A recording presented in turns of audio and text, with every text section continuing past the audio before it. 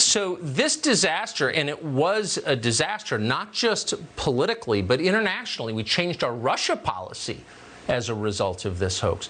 Went on as long as it did because pretty much nobody in Washington tried to put the brakes on. Don't want to point fingers or anything, but for all of 2017 and 2018, Republicans controlled both houses of Congress. Trey Gowdy was there, serving on the House Intel Committee. He joins us tonight. Congressman, thanks so much for coming on tonight. So, yes, sir. I think that this was, and I just said it from the very beginning, driven by the Obama administration. But it was allowed to metastasize because the Republican-controlled Congress did not stop it. Why do you think that is? Well, two things. Let me just say, you referenced Susan Rice. You need to read the rest of that email, Tucker, and you can't because it hasn't been declassified. But if you want to fully understand what President Obama knew and what role he played, you need to read and access the rest of Susan Rice's email, and hopefully it'll be declassified one day and you can. For Russia, I thought Devin Nunes did a phenomenal job. This is what he said. We're going to find out what Russia did, with whom, if anyone, they did it, how to make sure they don't do it again in 2020, and then the issue of unmaskings and leaks. So there were 4 pillars on what he wanted us to look at. It's just nobody gave a damn about 3 of them. The only thing they cared about was the with whom, if anyone.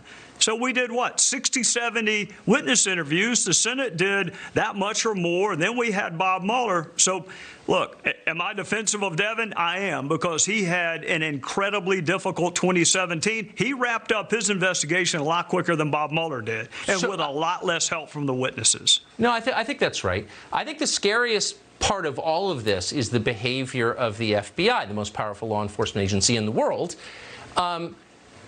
It's sinister what they did to Michael Flynn. You were briefed by the FBI in 2018, and shortly after that briefing came on this channel to describe your reaction to it. Here's what you said then. But as of now, I think Chris Wray and Rod Rosenstein are stunned whenever people think Trump is the target of their investigation. I'll leave it up to them how to brief the president or how to brief his lawyers. Was that point of view that you're talking about right now, was that strengthened when you went into this briefing last week? Yes. I am even more convinced that the FBI did exactly what my fellow citizens would want them to do when they got the information they got, and that it has nothing to do with Donald Trump. I remember watching that and thinking, boy, I hope he's right. Do you still feel that way? Oh, gosh, no. No, that was I made a lot of mistakes in life, relying on briefings and not insisting on the documents. It took me about 3 weeks. I went over to the Department of Justice.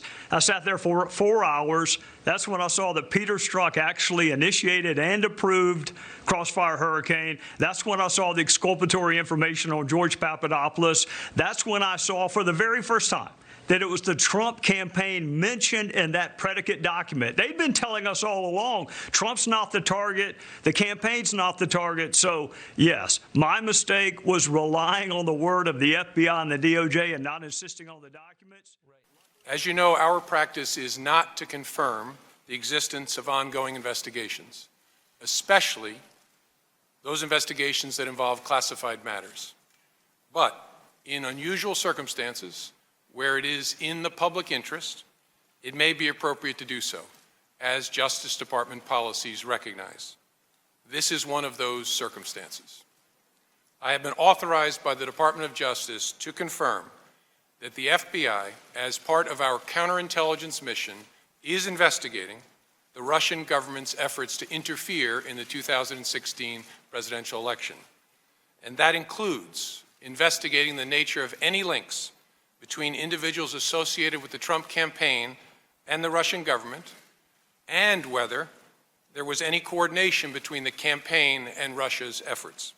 At the request of congressional leaders, we have taken the extraordinary step, in coordination with the Department of Justice, of briefing this Congress's leaders, including the leaders of this committee, in a classified setting in detail about the investigation.